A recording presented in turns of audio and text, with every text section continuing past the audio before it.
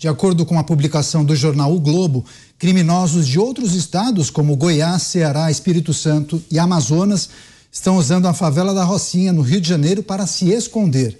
E para usar esse chamado resort do tráfico, eles pagam a traficantes locais taxas que variam de 50 mil a 100 mil reais por mês. O levantamento da Polícia Civil estima que os criminosos da comunidade estejam faturando até 12 milhões de reais por mês.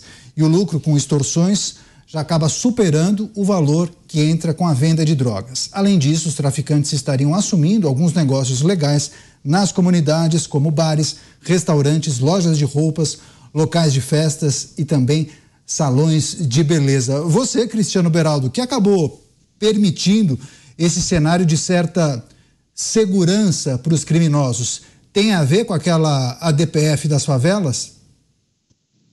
Não, tem a ver com um combate muito humanizado ao crime, né? É tudo muito humanizado, é tão humanizado que eles ficam lá no resort, né? Curtindo a vida, a tranquilidade de saber que estão numa área onde a polícia simplesmente não entra.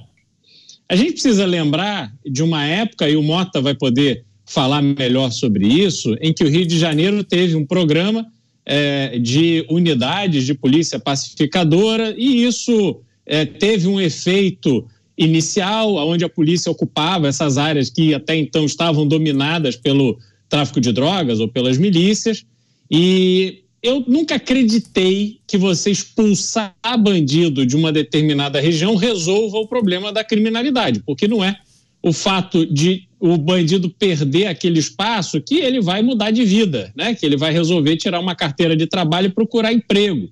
Ele simplesmente vai continuar cometendo seus crimes em outro lugar, em outro ambiente. Mas, enfim, era o que tinha ali naquele momento.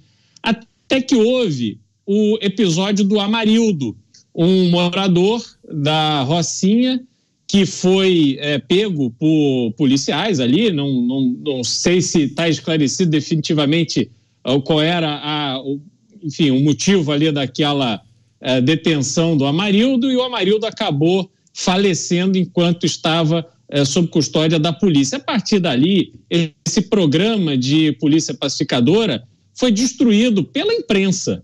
A morte do programa, que talvez tenha tido resultados mais visíveis no Rio de Janeiro por um determinado período, acabou porque a cobertura da imprensa, de determinados veículos de imprensa, foi tão violenta contra a polícia que a polícia ficou desmoralizada para continuar as suas operações. E aí a gente já vem nesse processo de demonizar a polícia, que depois encontra nessa decisão que foi tomada na Suprema Corte essa dificuldade de se fazer operações em regiões que, sabidamente, há domínio total do poder paralelo. Então, quando a gente ouve esse tipo de notícia de que essas áreas estão servindo para acolher bandidos de outras regiões, isso demonstra que não há uma preocupação com essa proteção desses ambientes no Rio de Janeiro. Isso é péssimo, isso passa um sinal horroroso para a sociedade e um sinal muito positivo para a bandidagem. É isso, comunidades do Rio de Janeiro abrigando bandidos, chefões e criminosos de outros estados que pagam quantias altíssimas para os chefes desses grupos nessas comunidades. Você, José Maria Trindade, é preciso destacar o quê? Pois é, olha, a gente sabe que há locais de aluguel de armas, né? Se aluga armas, armeiros aluga armas, e essas armas são usadas para a prática de crimes e depois devolvidas e paga o aluguel e pronto. Sabe também que vende proteção. Isso também é comum no mundo do crime, né? E seguranças na cadeia, por exemplo, os grandes criminosos, eles pagam segurança na cadeia. Pessoas que andam ao lado dele durante todo o tempo, dentro da cadeia. E Mota, você falava aí sobre o incentivo e desincentivo ao crime. Eu fiquei impressionado porque eu li alguns livros sobre penitenciária, né? Sobre o ambiente penitenciário. E o que mais me impressionou no livro do Drauzio, Carcereiros, eu li Carcereiros e Carandiru. que fala da seriedade com que os presos encaram regras da cadeia. Eles entram na cadeia e seguem rigorosamente a Constituição e a regulamentação da Constituição da cadeia, né? Então, assim, higiene, há uma obsessão pela higiene, há um respeito muito grande por mulheres que vão para as visitas íntimas, ninguém pode olhar para a mulher do outro, e estamos falando de bandidos, estupradores, ladrões, né? E principalmente roubar. Roubar na cadeia é pena de morte. Então, não há roubo na cadeia. Se alguém deixar uma moeda no chão, ela fica ali uma semana, ninguém pega. Ele cita lá caso de um preso que foi prestar depoimento, voltou e tinham comido o pão que ele deixou para comer mais tarde. Ele matou o sujeito. Então, assim, por que essas regras são seguidas na cadeia? Porque lá não tem para onde fugir e há uma punição para cada ato infrator da Constituição que eles estabeleceram naquele ambiente. Então, isso aí, para mim, mostra claramente o que é incentivo e o desincentivo. Sobre essa história de proteção, aí, isso é antigo, a novidade é essa especialização. São esses detalhes, né? São essas mordomias, e mostrando que há, sim, criminosos ricos demais. Isso se chama esfriar. Quando alguém comete um determinado crime no local e que a polícia está no encalço dele, ele foge, vai para um outro lugar para esfriar. Aí, depois de um tempo, ele volta. Para se ter uma ideia de como o crime está mesmo organizado, e nem sei o que seria do país se todas essas facções se unirem num tipo de associação, federação. Mota, além de especialista em segurança pública, você mora no Rio de Janeiro, imagino eu que deva ter conversado com algumas pessoas para tentar trazer o raio-x dessa situação que envolve as comunidades e o fato de muitos grupos criminosos estarem recebendo outras lideranças de outros estados. Qual é o seu diagnóstico? Tem a ver com a DPF das favelas, que foi uma iniciativa do Poder Judiciário com o intuito de diminuir a violência policial nas comunidades. Essa foi a justificativa à época, né?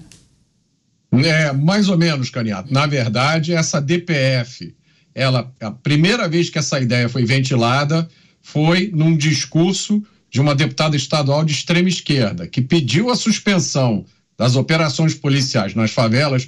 Isso foi mais ou menos em março, abril, maio de 2020. Ela pediu a suspensão das operações policiais nas favelas, não tinha nada a ver com a violência policial, era para não atrapalhar o combate à pandemia.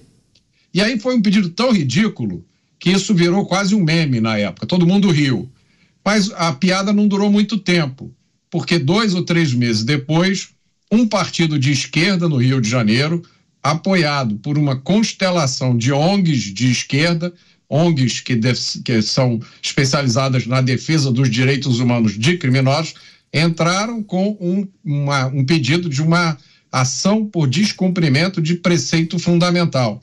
Essa ação gerou várias decisões que colocaram limites cada vez maiores nas operações policiais e culminaram com essa decisão, que disse que as operações policiais estavam suspensas, a não ser em casos excepcionais, com notificação prévia e uma série de requisitos.